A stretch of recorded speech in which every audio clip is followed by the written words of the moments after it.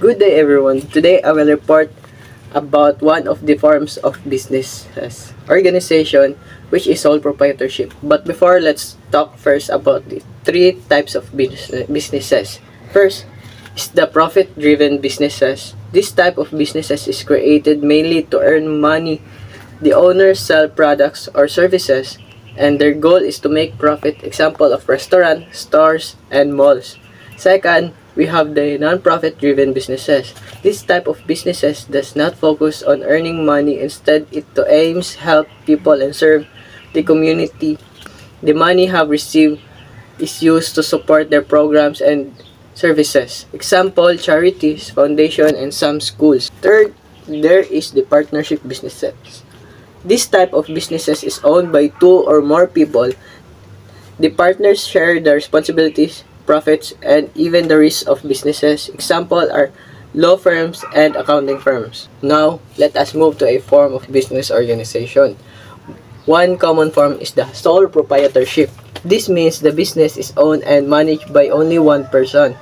The owner makes all the decisions, keeps all profits, but also carries all the risks. Examples are small shop, food stalls, and barbershop.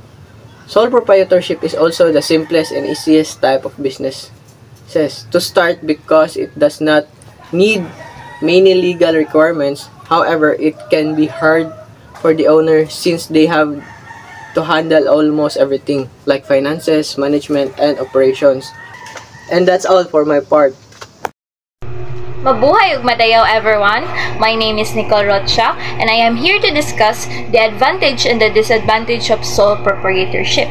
So, it says here, a sole proprietorship is a straightforward business structure where one person owns and operates the entire business, offering minimal paperwork, tax advantage, and privacy.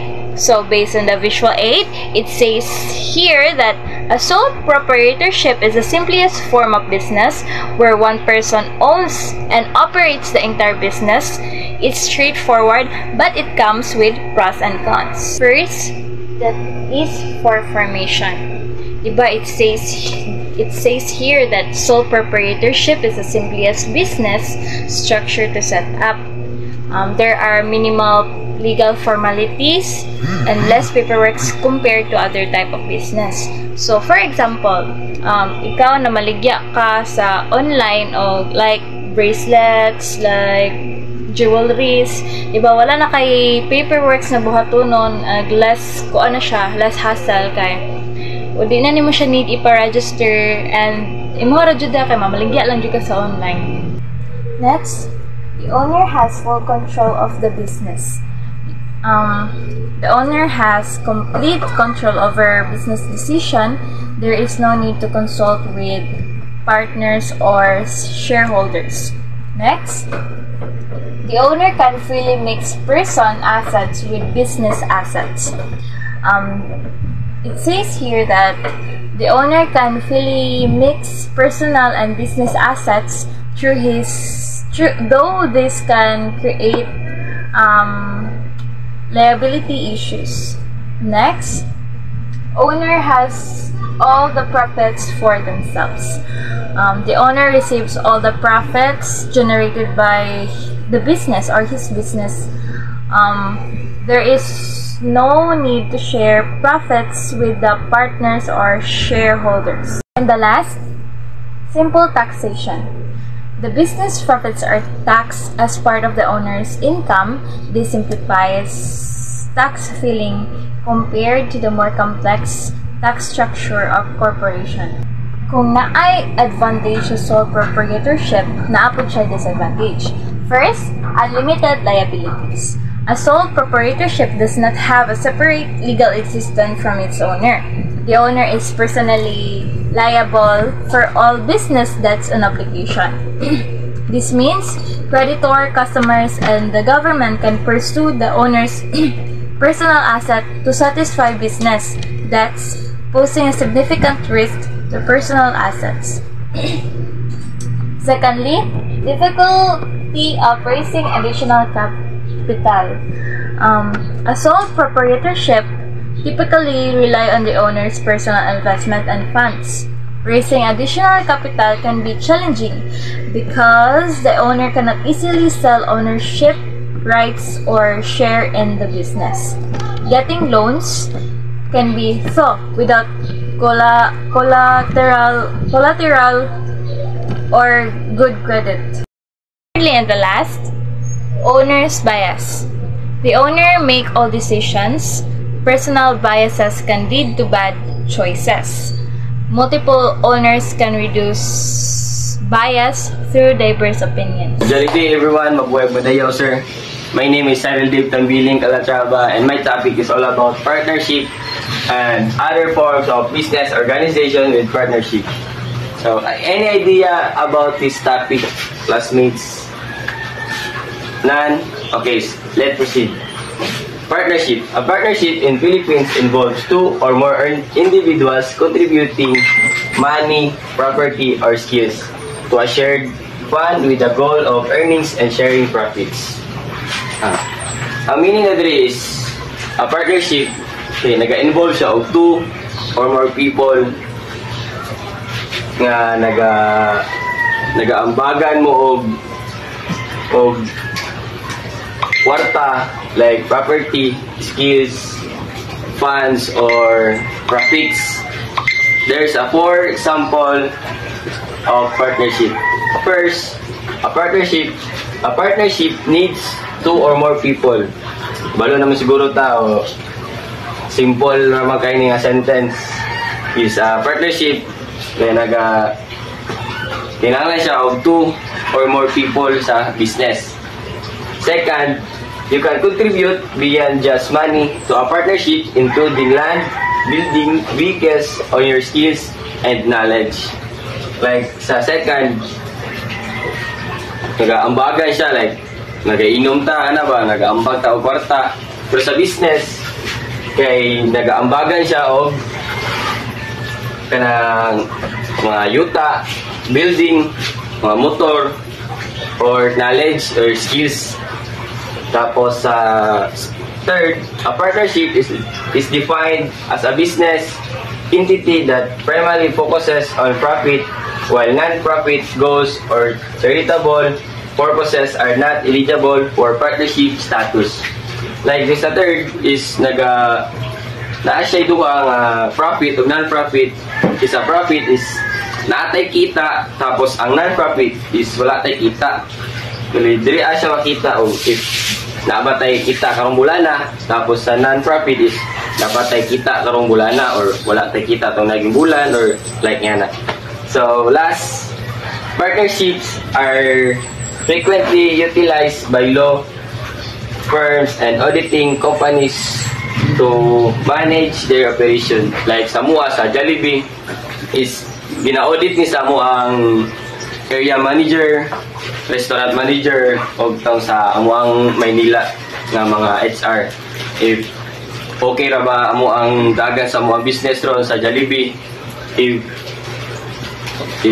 naba mi kita karong bulana, gina-audit amo ang kwarta, amo ang lihok sa trabaho, amo ang mga pagkaon, like yan na. O if nabay kita karong bulana, naba mi kita itong naging bulan, if naba mi wala na hit nga target, like yan na. So let's proceed with other forms and business organization with partnership. Any idea this topic, classmates? So none. Go. A limited partnership LP is a business owned by multiple parties with a general partner running it and unlimited liability for debts limited to their investment. Like sa LP, classmates, kay sa business na daghan sila og tagiya. Daghan sila tagiya. Multiple yun. Multiple. Dagan, sa isa ka business, dagan sila. Tapos, limited liability partnership, LLPs, are a type of partnership consisting of general partners with limited legal liability and equal control, making them easy to establish and maintain. Bali sa LLPs o LP, na siya pareha, pero napo siya dili ka pareho. Kay sa LLPs o LPs, dili sa isa business, daghan ka po sila tagya. Pero na kalayan. Kay di sa LLPs, bali example, ako nagapautang ko, pero na siya limit na kay namin gina control o gina maintain. Diri sa LP is wala siya limit, bali nagapautang namin basing pila kay wala may gina maintain o gina control. So last, a limited liability company is business structure that provides protection against liability and allows for pass-through taxation. Example sa last kay if ako'y business tapos ikaw na kay business, bali nami magtuay ako na ako'y business tapos siya wala, paon ako siya tapos nami mga luho, ako na ko sakyanan siya na siya balay, like kanang paon ako siya tapos na ako'y mga asset nga luho, siya naapod siya, bali kana mo ang mga luho dili na siya ma-appeal sa mo ang dili siya ma-appeal register. Dapat ang mga may register is ang amo lang business, like katong coffee shop. So katong amo ang mga luho wala to i-appeal sa amo ang i-register. Dapat ang amo ma-register is amo lang amo business lang. So that's all. Thank you. Good afternoon, everyone. So today I will discussing about what is corporation. So when you hear corporation, when you hear the word corporation, what comes to your mind? Maybe you might think big businesses like SM, Jollibee, or Apple smartphones, Apple stores. But corporation is not just a one branch or one store. It is the whole organization that owns and manages many parts of the business. So now let's proceed. Corporation. A corporation is a company-type business that is legally created and recognized by the law. From the word itself, legally created and recognized by the law, you can't just create a corporation by yourself. It must go through law, operational, or in a legal way. So moagi jud ka o government process ana bago ka makahimo corporation. It is treated like a legal person and separate from the people who own it. From the word legal person, what does it mean? So, unsa may meaning ani? Nganong namay legal person ang giingon diri? So government treated corporation like a human being. Yes, like a different entity sa tuwa. Like pareha sa tuwa maka-own tag property, maka-sign tag contract, so makasuhan ta o pwede ta magkaso. Yes, it is the same with the corporation. Mao na siya ang ginatawag nga legal person. Mao na siya ang ginatawag nga legal person. And separate from the people who own it. So what does it mean nga separate from the people who own it? So since the government ginatrato niya ang corporation as a different entity, so separated, so diri jud come up ang idea nga separated siya sa mga people nga mga owners sa corporation. So who are the owners of a corporation? So first, mainly is the founder. Founder is the mao jud na nagahimo sa tanan. Sila ang gahimo sa corporation from the start. Yun. And napay isa ka owner na ginatawag na to shareholders. Those are the individuals that is interested nga maging part dito sa isa ka corporation. So, for an example, ako is gusto na ako maging part sa Jollibee Food Corporation. Just for an example Jollibee Food Corporation, gusto lang akong maging part dito So gusto ko mo join, so gusto ko mo invest sa ila, magpalit ko og share dito sa ila para na ako'y part dito sa ilang corporation. So how does the shareholders benefit from this? So for an example, kanang gusto ka maging part dito sa corporation, di ba, sa Jollibee JFC. So na sila gina-offer nga 10 shares. Gusto ka mapalit og 10 shares sa ilaha. Mao na imong gusto ka mapalit og 10 shares, and each share costs 500. So 10 times 500 ang imong total nga bayron nun or ma-invest dito sa kumpanya is 5,000 just to gain a share. So mo na imong share, muha na. And the advantage aning process is imuha na gina permanently unless i-sell mo ang share or ihatag nimo sa laing tao, which we will discuss later. So balik ta sa question nga, how does the shareholders benefit from this? Natay ginatawag diri sa ako na ako hibalan nga duha ka process nga maka-benefit ang shareholders ani. So first is the dividends. So naturally, corporation is maghatag na sila og if dako sila og kita, maghatag na sila og share dito. Maghatag sila og share dito sa mga shareholders para maka-benefit po tong mga shareholders. So for example, Jollibee Food Corporation nag-announce sila nga maghatag sila og 10 pesos and in every each share. So 10 pesos. So 10 pesos times atong na-own mo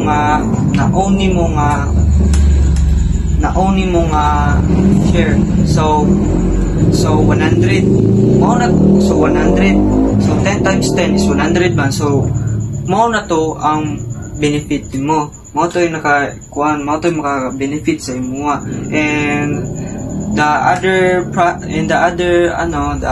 benefit nga maka-benefit sa shareholders is ginatawag na to increase in share value. So diri nga part, so if ever nga na tendency nga ang JFC, ang share sa JFC is mudako, yes, like mudako ang share sa JFC katong gipalit nimo. So for example kay nakay 10 share nga naga-cost of 500, so 5,000 tanan. So from the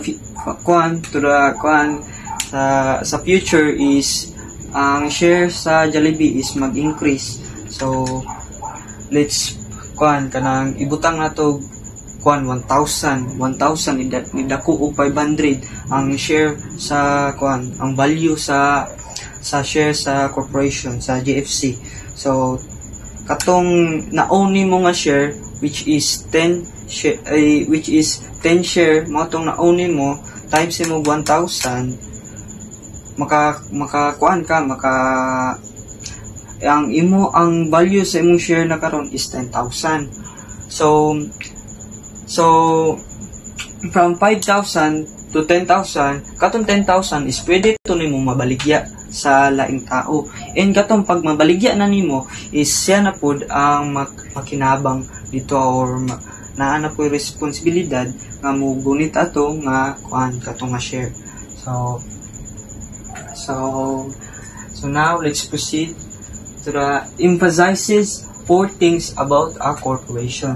So first, the corporation is not the same as its owners. Yes. Katong separate from the people who own it. Pwede diriya makakuha idea. So yes, ang corporation is dili sila pareha sa owner. So for example, para masabtan ninyo is ang Jollibee Food Corporation is wala sila kabayad sa ilang renta. Yan na tendency. So katong is pwede sila makasuhan. If ever nga makasuhan sila, ang katong Jollibee Food Corporation lang ang mapektuhan or gikasuhan. Katong mga people nga nag-own na to is dili siya maapektuhan is kwan kay naman diya tong limited liability which we kana ma-discuss na to later. So dili sila maapektuhan. So kung magkaso ka og corporation, only ang corporation lang ang imong gikasuhan, dili tong mga owners. So number 2 is you can't just declare a corporation by yourself. It must follow legal steps. Yes, exactly. Mao to akong ginaingon ganiya from what I've said ganiya. You can't just create a corporation na ikaw ra. It must follow legal steps. Yes, kanang moagi jud ka na og legal step, no. So number 3, if an owner sells share or even dies, the corporation keeps going. Yes, kung walay kabuguhan, even if owner is mag-sell siya sa iyang share, which is katong pareha atong method atong to increase in share in value nga pwede maka-benefit siya, even if i-sell to niya ang share niya, dili maapektuhan ang corporation. Gyapon siya ma-continue to exist gyapon siya, or even if mamatay ang owner, magpadayon gyapon ang isa ka corporation. So lastly, the laws gives corporation certain attributes, but it also has limits. Yes, from the word attributes itself, no, katong mga attributes niya is katong nga ay rights ang corporation nga mag-own ang nga property, pwede siya magkaso or makasuhan and makasign of contracts. Ano yung ginaming attributes? So yes, no, the law gives corporation certain abilities, even if maka-advantage dire sila nga side, nagyapoy limits ang corporation on what they can do, unless if ma-approve sa law or sa government nga pwede nila ni buhaton. Now let's proceed to general features of corporation. So we have here first the separate legal existence. So the law treats the corporation as if it is its own person. It can own properties and contracts and even be sued. Yes, dire ato nag-come out na idea nga legal person, kay ang government ginatrato sa government na ang corporation is tao. Murag tao nga maka-own siya property, sign siya contract, or pwede siya makasuhan, or pwede siya mangkaso. So next is limited liability. So diriya to mabot nga part nga nganong ang mga owners or katong mga shareholders, no, is di sila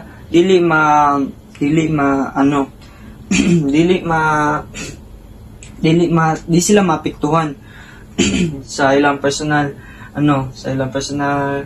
living life. Like the owners are only responsible up to the amount they invested, and their personal money or property cannot be taken to pay the company's debts. Yes, kana diha na to siya, no. So mo po niya isa sa mga advantage pag part ka sa corporation. For example, katong example na to kaniya, ang JFC is nakasuhan sila. Ang katong mga owners ato, kato ilang mga personal belongings nila, mga property nila is dili pwede kwaon or dili pwede sila kwaon kay para lang mabayaran tong utang nga utang sa JFC. Dili na maong mga owners is protected by this limited liability thing. Yes, maong dili ang katong mga pras, if ang JFC is dako jud sila utang, is katong gi-invest lang nimo nga amount of money like 5,000 katong share nimo, mao toy matudas lang, mao ra gyud toy matudas. So Next is transferable ownership rights. So the owners, shareholders can sell their share to other people without ending the corporation. So even if from the word transferable, so pwede nila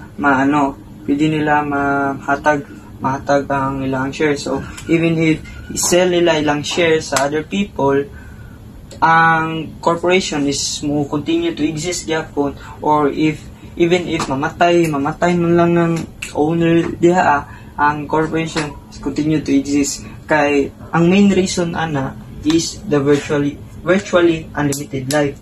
Lastly mo na siya. So sa virtually unlimited life mo na siya main reason nganong mo continue to exist gyapon ang isa ka corporation, tungod na sila ginatawag nga murag life, kung sa tuwa lifespan pa. Ang government yataga ng isa ka corporation of 50 years or it can be extended. Unlike sa sa store, kanang sari-sari store, no, dili jud na nimo like ikaw ang owner sa sari-sari store, mamatay ka, continue to exist di gyapon na, dili na, unless if ihatag to nimo tong tindahan. So para mo padayon na po datong like sa imong mga anak. So the corporation doesn't end if the owners die, leave, or sell their shares. The company continues to exist and operate. Yes, mo na siya main reason kay tungod sa katong nga naay lifespan of 50 years ang isa ka corporation, or it can be extended pa jud. Yes, depende na lang na sa mga shareholders o mga owners nga part diri sa corporation. So that's all, no? So the rest general features of corporation will be discussed by Steve. So thank you for corporation management. A corporation management structure is complex, with stockholders electing a board of directors to represent their interests and create operating policies, with stockholders also serving on the board. Government regulation. Government regulation heavily regulate corporation, closely monitoring their operations to protect public and stockholders' interests, as large corporations contribute to economic growth and job creation. Double taxation.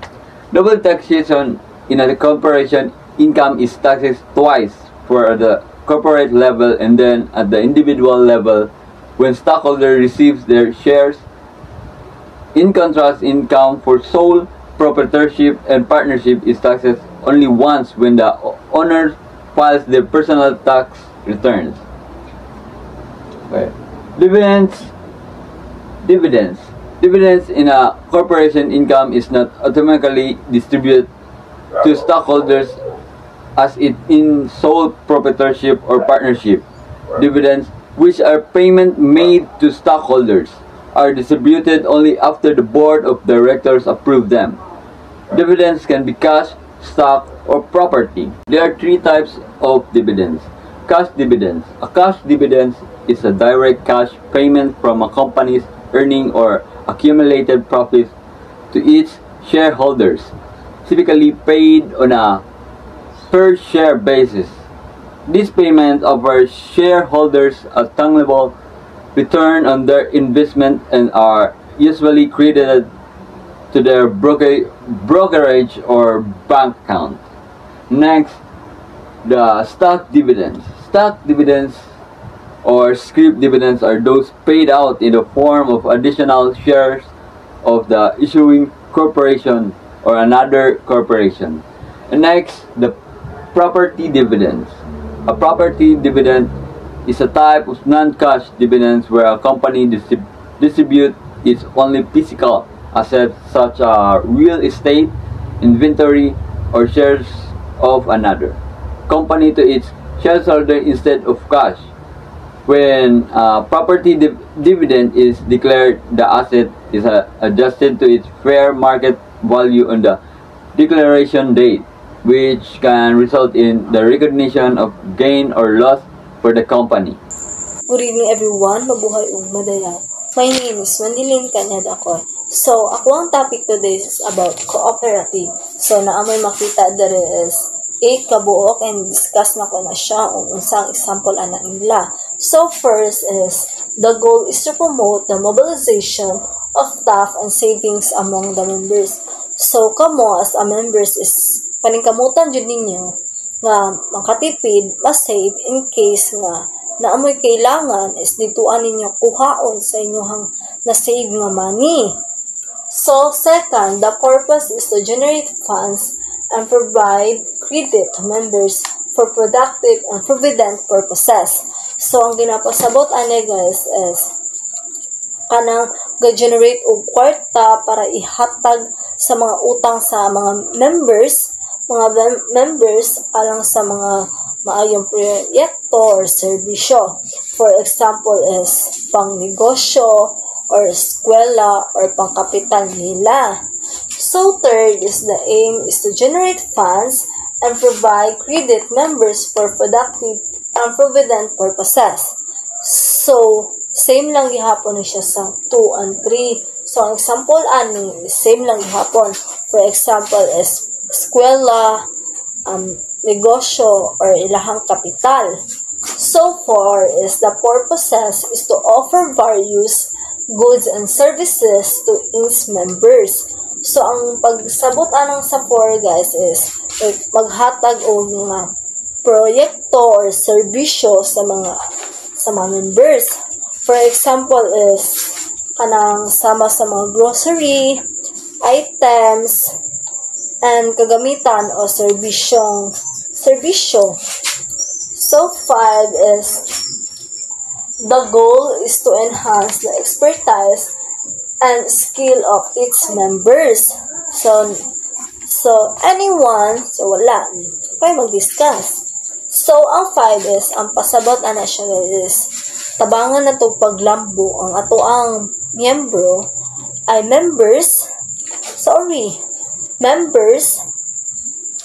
members para makamit ang ilang gusto. For example is workshop, livelihood seminars, and training. So, muna siya mga example sa 5. And 6 is the goal is to acquire land and offer housing benefits to its members. So, ang 6 is like, sa to is balitan na to og yuta para naa sila ay kanang mapuy-an nga tarong. So, mauna siya ang example sa 6 is para na sila ay adunay kanang sariling balay. 7. The purpose is to protect members' losses and enhance their economic, social, and educational status. So, ang 7 is nagtabangan na to ato ang mga members nga nawad-an or naay kaagi nga kalisod is tabangan jud nato na siya and i-enhance ang ilang condition sa kinabuhi. Example is education, ekonomiya, and etc. So mo na siya. Ang 8 is to promote and advance the economic, social, and education status of the members. So, ang pasabot ana siya guys is, kailangan na ito ipauswag to ang mga members aspeto sa mga education, kwarta, or ekonomiya, o katilimang mga social basayan. So, dapat is nasabtan ninyo everyone. Thank you!